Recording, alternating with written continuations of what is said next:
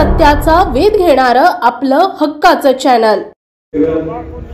या सभेसाठी उपस्थित असलेल्या माझ्या सर्व मला भगिनी, तालुक्यातून शहरातून आलेले सन्माननीय सर्व कार्यकर्ते, मला सगळ्या माहिती मार्गाने भाषण करता येत नाही, पण या सभेमध्ये सारा वेळ होता मी बोललो होतो त्याचे वेगवेगळे चर्चा केल्या सगळ्यांनी।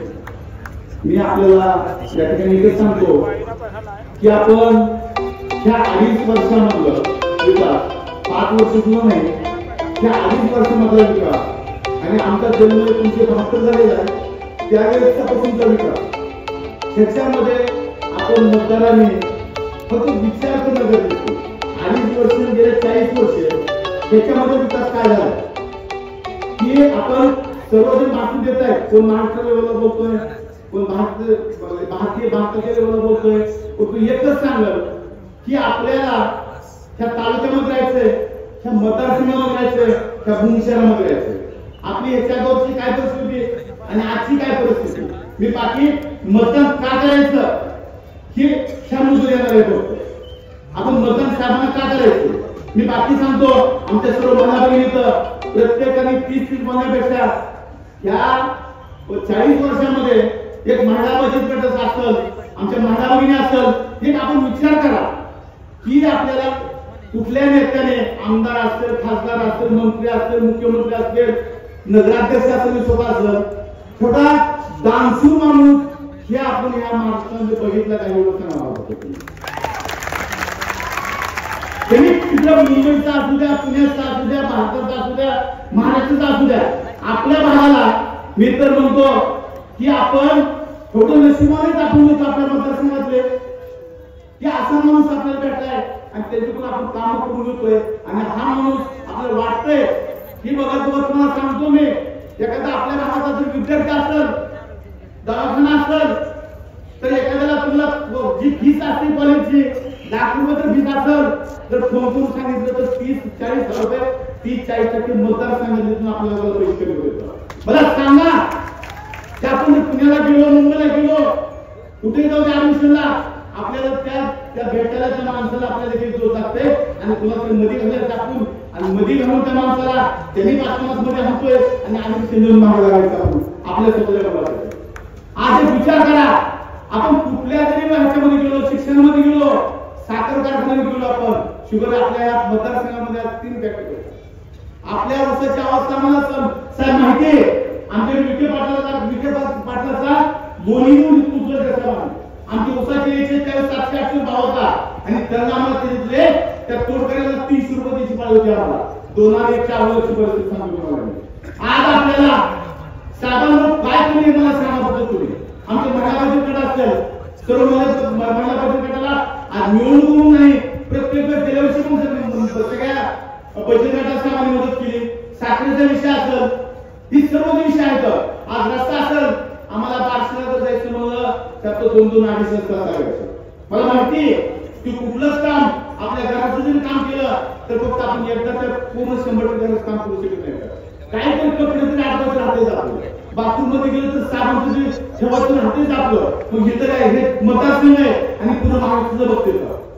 आज आपल्या मतदारसंघामध्ये आपण जर विकास बघितला, तुमचे सगळे रस्ते असतील, मतदारसंघामध्ये जे रस्ते असतील, पाणी असेल, लाईट असेल, कुठलं मी तर साहेब शहरामध्ये तुम्हाला आवडून सांगतो ह्या महाराष्ट्रामध्ये आणि तुम्ही सुद्धा अभ्यास करा, ग्रामीण भाषेचा लोक आहे। आज शहरामध्ये साहेब क्षेत्रस्थ वस्तू जे घरासाठी जाण्यासाठी सुद्धा आमचे साहेब लाईट आणि त्या ठिकाणी कॉम्प्युटर असते। त्याच्यापेक्षा मला काय पाहिजे सांगा, ही सर्व कामं करत असताना आमच्या अडचणी काय विषय, अडचणीचा जो विषय आहे साहेब, आमच्या ह्या शहरातले व्यापारी मंडळ जे आहे, आपलं जे मार्केट आहे ते मार्केट थोडं शहरातलं मार्केट केले। आता मला सांगा तुम्ही, आता उद्या जर उजनीचं पाणी आलं आपल्याला, उद्याला म्हणजे मी तर म्हणतो नशीब आहे आपलं की मी गेल्यावर सुद्धा म्हणत होतो की मला सुद्धा शिकायचं की मदत होती, त्या उजनीचं पाणी आपल्या घेतलं नाही। मी म्हणून मला तर काही काम येणार नाही, मुलाच्या ह्याच्यासाठी काम आलं, परंतु मी सांगतो तुम्हाला, मी साहेबांच्या वतीने सांगतो की येणाऱ्या पासे साहेब तर पाडव्याला म्हणून देतं, पण काम करत असताना एखादा दिवस महागुडीवरची काम 2-4 महिने महागुडी होते। आज जर भागामध्ये उजनीचं पाणी आलं तर आपला जो विकास आहे तो विकास पाणी जर मी सांगतो उजनीचं पाणी व्यापारी म्हणतील की शेतकऱ्याला फायदा होईल, मला सांगा जर चौधरीचं पाणी आलं की जर शेतकऱ्याकडे पैसे आले तरी पैसे मार्केटवर देतील त्याच्यावर मार्केट वाढायला चान्स येईल. मी मार्केट कर आपण म्हणलं मार्केट आज मार्केट कमिटीची प्रस्तावाचा सगळा प्लॅन झाले. 10 कोटीचे त्या ठिकाणी शॉपिंग सेंटरचे प्लॅन झाले. नगरपालिकेने त्या ठिकाणी परमिशन दिली बांधकाम परमिशन. पण तो थोडा वेळ गेला त्याच्यामध्ये वापरण्यासाठी. आज या ठिकाणी मार्केट कमिटीचा हा विषय तालुक्याच्या सगळ्यात महत्वाचा आणि हा जो विषय मार्केट कमिटीचा येणाऱ्या वर्षभरात सामान्यामध्ये हे मार्केट कमिटी सुद्धा आपली बार्शी मोठ्या मार्केट आकलनासाठी आपली या ठिकाणी मार्केट कमिटी 100% दुसरा विषय आहे दूध व्यवसायाचा.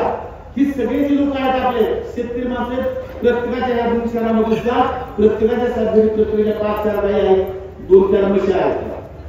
साहेबांनी गेल्या स्टेजमध्ये सांगितलंय हे गावच्यावर पण आम्ही या निवडणूक संपली की आम्ही त्या प्लॅनचे काम चालू करतो. मी तुम्हाला जास्त बोलणार नाही. मला साहेबांना बोलायचंय. मी काल सुद्धा मीटिंगमध्ये सांगितलं की आपण नीट शांततेने ऐकून घ्या साहेबांचं विजन काय आणि साहेब पुढे काय करणार. मी म्हणतो जर आज शहरामध्ये सुद्धा आमचे विरोधक असतील सांगतो तर आता विरोधक माणूस आहे पण आता कामं केली. मला सांगा तुम्ही ही जर आपल्या भागात आपल्या लेकरासाठी आपल्यासाठी जर आपल्या भागाचा विकास होत असेल तर आणखी ह्या येणाऱ्या निवडणुकीला आपल्याला संधी द्यायला काय अडचण नाही का. हा फक्त विचार करा तुम्ही. दुसरा महत्वाचा मुद्दा सांगतो तुम्हाला. शहरातल्या परवाची एक सभा झाली या ठिकाणी. त्या सभेमध्ये सांगितलं आमचे माजी नगराध्यक्ष आता त्यांचं वय 60च्या आसपास 60 वर्ष. आता त्यांनी म्हणले की आम्ही यांच्यावर 15 वर्षे. मला एक सांगा ही जी विरोधक आहेत आपण 2095 पासून बघतोय प्रत्येक एका विधानसभेला त्या माणसावर विधानसभेत विरोधक आहे. दुसऱ्या वेळेस हा अभ्यास करत सगळ्या ग्रामीण भागात पण लोक करा जी लोक प्रत्येक वर्षी प्रत्येक येणाऱ्या आमदार आपला कार्यक्रम करून काम करतात ह्या लोकांना आपण शहरातील लोकांना किती किंमत द्यायची ही सुद्धा आपण निर्णय घेणं गरजेचं. मी तुम्हाला धोका देत नाही. मी तुम्हाला खोटं बोलत नाही.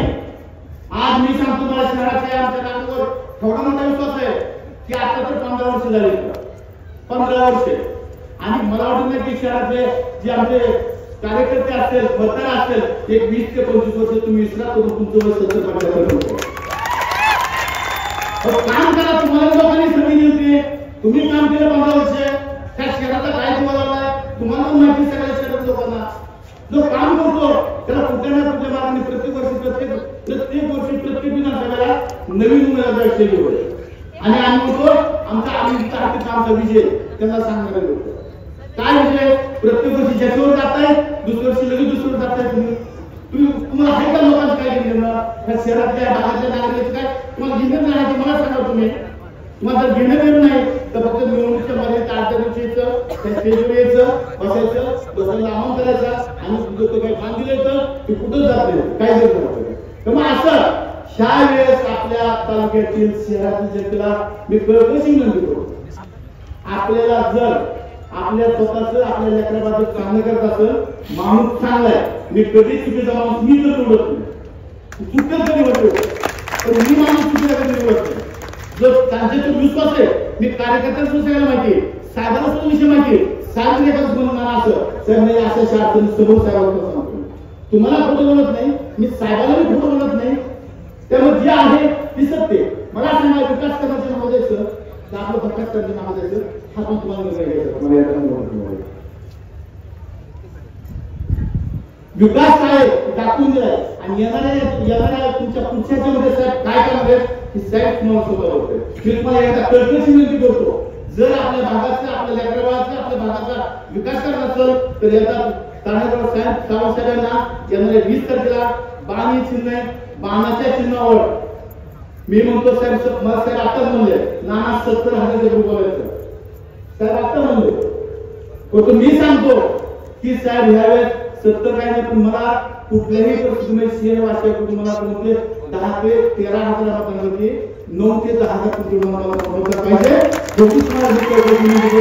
आणि या ठिकाणी आपल्या ग्रामीण भागातून कार्यक्रम करतो तुमच्याही शिवाय विश्वास बसतोय काही अडचणी असतील आपले काही बाकीचे काय सेवेदावे असतील सगळ्याला हात जोडतो सेवेदावे बाजूला ठेवून आपण सर्व सहकार्य होईल माझी गोष्ट समजतो. जय हिंद जय महाराष्ट्र.